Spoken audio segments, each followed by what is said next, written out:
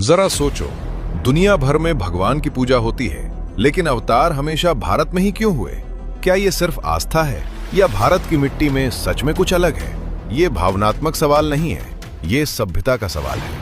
राम अयोध्या में जन्म लेते हैं, कृष्ण मथुरा की जेल में, हनुमान किष्किंधा की धरती पर, लेकिन आज Nepal, Mauritius, Indonesia, America, Africa, हर जगह राम है, कृष्ण है, शिव है।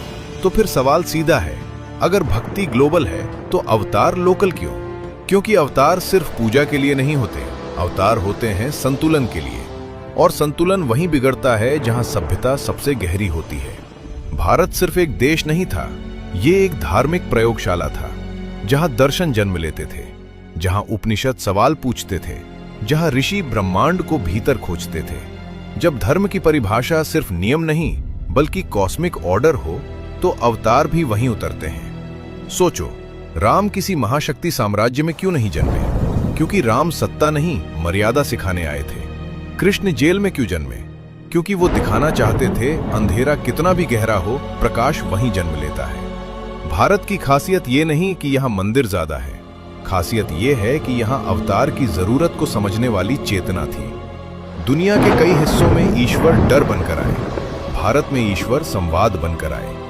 यहाँ ईश्वर को सवाल किया गया, यहाँ ईश्वर से बहस हुई, यहाँ गीता में भगवान ने कहा, हे पार्थ, सोचो, समझो, फिर निर्णय लो।